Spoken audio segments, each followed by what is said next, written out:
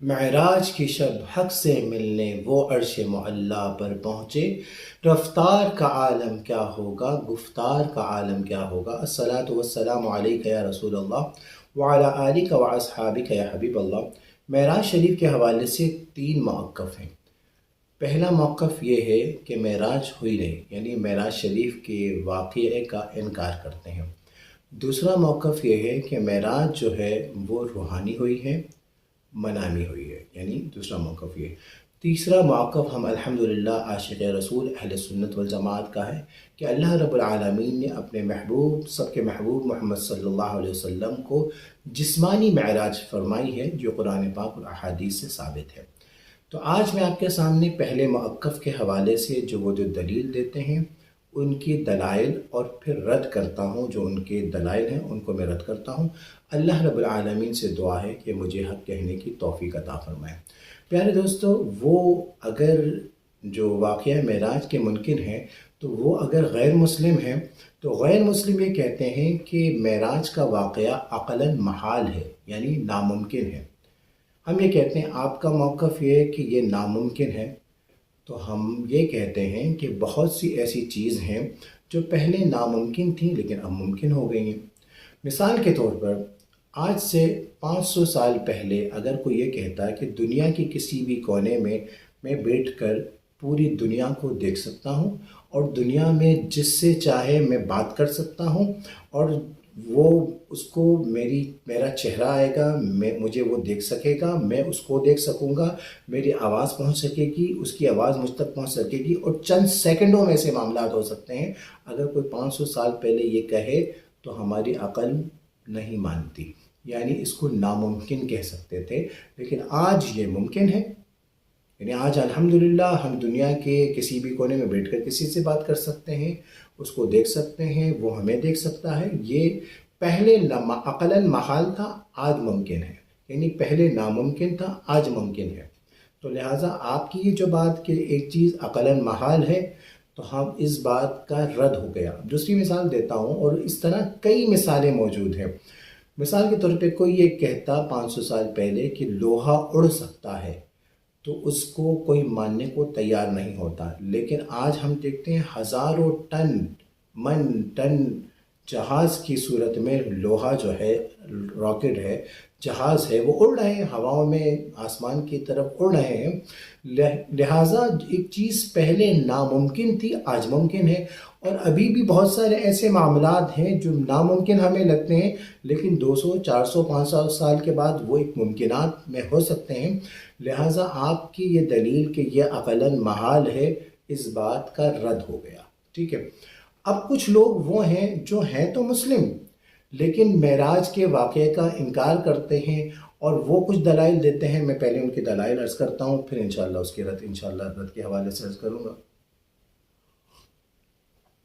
وہ یہ کہتے ہیں معراج کی شب آقا علیہ الصلوۃ والسلام جو عرش تک گئے، سدرۃ المنتہا تک گئے، تو وہ آسمان سے ہوتے ہوئے گئے، تو آسمان جو ہے ان کا کہنا یہ ہے کہ آسمان بسیط ہے، اور بسیط کے وہ معنی لیتے ہیں کہ بسیط کے معنی بند ہونا، یعنی بند ہونا، یعنی بند ہونے سے مراد یہ ہے کہ دیکھیں زمین ہے نا، زمین ایسا ہے کہ زمین کے اندر ہم بیج بو سکتے ہیں، ٹھیک ہے، اور زمین کے اندر سے اناج نکل سکتا ہے، پودا نکل سکتا ہے، چشمہ نکل سکتا ہے، یعنی یہ چیز زمین بند نہیں ہے، زمین کے اندر بھی چیز جا سکتی ہے، زمین کے اندر سے چیز آ بھی سکتی ہے۔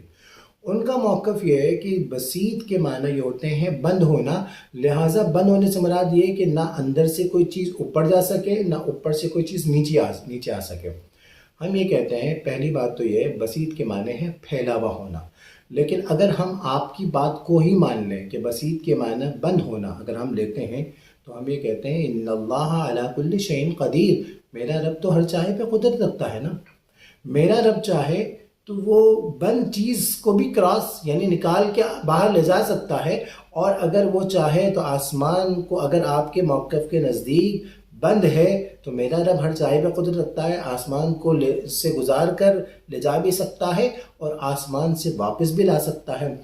تو معترض یہ کہے گا مولانا صاحب کوئی دلیل بھی تو دیں کہ اللہ رب العالمین چاہے پہ قدرت تو رکھتا ہے، اس بات کا کوئی انکار نہیں ہے، لیکن کوئی دلیل۔ اب آئیے میں آپ کو دلیل عرض کرتا ہوں۔ سورہ بقرہ آیت نمبر 38 اللہ فرماتا ہے بسم اللہ الرحمن الرحیم قُلْنَا اهْبِطُوا مِنْهَا جَمِيعًا۔ اللہ فرماتا ہے ہم نے کہا کہ تمام کے تمام نیچے اتر جاؤ۔ تو حضرت آدم علیہ السلام، حضرت حوا جنت سے زمین پر آئے، کہاں سے آئے؟ آسمان کے ذریعے آئے نا۔ تو اگر آپ کا موقف یہ ہے کہ آسمان بسیط ہے، آسمان سے نیچے نہیں آ سکتے، تو حضرت آدم اور حوا کیسے آئے؟ تو آپ ہو سکتا ہے معترض یہ کہے کہ چلو حضرت آدم علیہ السلام آئے، لیکن آقا علیہ السلام زمین سے اوپر کیسے گئے؟ تو آئیے قرآن پاک میں اللہ فرماتا ہے سورہ نساء آیت نمبر 158 اللہ فرماتا ہے بسم اللہ الرحمن الرحیم بل رفعہ اللہ الیہ، بلکہ اللہ نے حضرت عیسیٰ علیہ السلام کو اوپر اٹھا لیا۔ حضرت عیسیٰ علیہ السلام کو اللہ نے اوپر اٹھایا تو زمین سے اوپر گئے۔ تو میرا رب ہر چاہے پہ قدرت رکھتا ہے، حضرت آدم علیہ السلام کو جنت سے نیچے لا سکتا ہے، حضرت عیسیٰ علیہ السلام کو زمین سے آسمان پر لے جا سکتا ہے، تو وہ میرے محبوب، سب کے محبوب صلی اللہ علیہ وسلم کو معراج کی رات زمین سے لے جا بھی سکتا ہے اور اپنی دیدار کرا کر واپس لا بھی سکتا ہے۔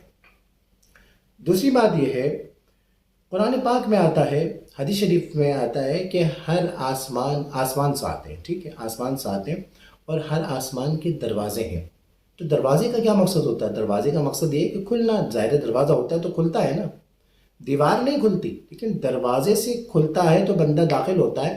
اور جب آپ معراج کا واقعہ سنیں گے یا پڑھیں گے تو آپ کو پتہ چلے گا حضرت جبرائیل علیہ السلام جب تشریف لے جا رہے تھے، آقا علیہ السلام کو لے جاتے ہوئے تو ہر دروازے پر رک کے دستک دی ہے۔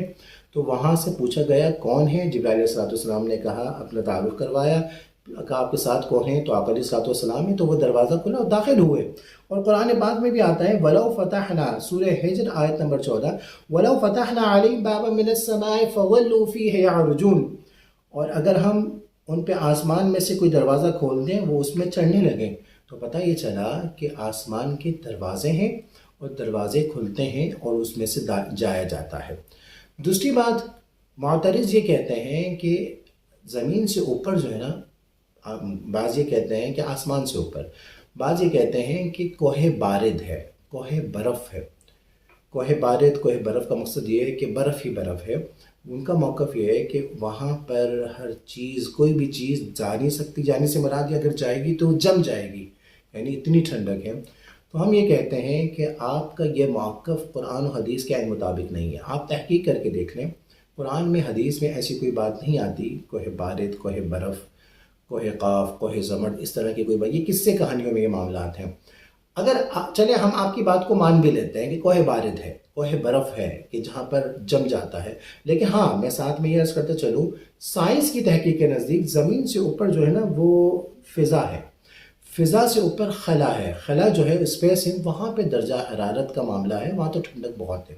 تو چلیں اگر سائنس کو لے لیں کہ درجہ حرارت کی وجہ سے ٹھنڈک بہت زیادہ ہو، یا آپ کے موقف کے نزدیک کہ کوہ بارد ہے، برف خانہ ہے، کوہ برف ہے، ہم آپ کو بھی کی بات کو رکھ بھی لیں تو ہم تو یہی کہیں گے ان اللہ علی کل شیء قدیر، اللہ ہر چاہے پہ قدرت رکھتا ہے۔ اب آپ یہ کہیں گے کہ دلیل دیں، تو دلیل یہ دیکھیے کہ قلنا، سورہ حضرت ابراہیم علیہ السلام کے لیے اللہ رب العالمین نے جب نمرود نے آگ میں ڈالا حضرت ابراہیم علیہ السلام کو، تو اللہ نے فرمایا قلنا، ہم نے کہا یا نارو، اے آگ کونی بردوں، آگ ٹھنڈی ہو جا، وسلاما، سلامتی والی ہو۔ برد جو ہوتا ہے نا، برف جو ہوتا ہے وہ بھی ایسی ٹھنڈک دیتا ہے، کوئی شخص 1 گھنٹہ برف پہ نہیں لیٹ سکتا زندہ ہو، یعنی کوئی اگر برف پہ لیٹتا ہے تو اگر 1 گھنٹہ لیٹ جائے تو میں 1000 روپے اس کو انعام دوں گا۔ آپ کہیں مولانا صاحب 1000 تو بہت کم ہے، لیکن بات یہ ہے کہ برف پر 1 گھنٹہ لیٹنا، تو اللہ نے وسلامن، سلامتی والی ٹھنڈک ہو علی ابراہیم علیہ السلام کے لیے۔ تو جو رب حضرت ابراہیم علیہ السلام کے لیے آگ کو ٹھنڈا کر سکتا ہے، تو وہ اپنے محبوب، سب کے محبوب صلی اللہ علیہ وسلم کے لیے کیا برف کو یعنی کہ نارمل ٹمپریچر نہیں کر سکتا؟ کیونکہ میرا رب تو ہر چاہے پہ قدرت رکھتا ہے، ان اللہ علی کل شیء قدیر۔ وہ یہ کہتے ہیں کہ کوہ بارد کے ساتھ نہ اوپر کوہ نار ہے، یعنی آگ ہی آگ ہے، اور کوئی چیز بھی اندر جائے تو وہ جل جاتی ہے۔ تو ہم یہ کہتے ہیں آپ تحقیق کر کے دیکھیں، قرآن پاک اٹھائیں، حدیث شریف کی تحقیق کریں تو کہیں بھی آپ کو آگ نہیں ملتی۔ جہنم میں آگ ہے، جنات آگ سے بنے، وہ سب اپنی جگہ حقیقت ہے، لیکن کوہ نار کا ذکر ایسا کہیں قرآن و حدیث میں نہیں آتا۔ لیکن چلیں ہم آپ کی بات کو مان بھی لیتے ہیں کہ بھئی کوہ نار ہے، جس میں کوئی چیز جائے گی تو جل جائے گی۔ آپ کا موقف یہ ہے کہ آقا علیہ السلام معراج کی رات کیسے کوہ نار کو کراس کیا، وہاں سے کیسے گزرے، تو ہم یہ عرض کرتے ہیں کہ پھر وہی بات، ان اللہ علی کل شیء قدیر، میرا رب تو ہر چاہے پہ قدرت رکھتا ہے نا۔ ابھی حضرت ابراہیم علیہ السلام کی میں نے دلیل دی کہ ابراہیم علیہ السلام کے لیے آگ کو ٹھنڈا کر سکتا ہے، سلامتی والی ٹھنڈا کر سکتا ہے، تو کیا اپنے محبوب جو سب کے محبوب صلی اللہ علیہ وسلم ہیں، جن کو اپنے پروردگار عالم خود اپنے دیدار کے لیے بلا رہا ہے، کہ آگ کو ٹھنڈا نہیں کرے گا؟ تو لہٰذا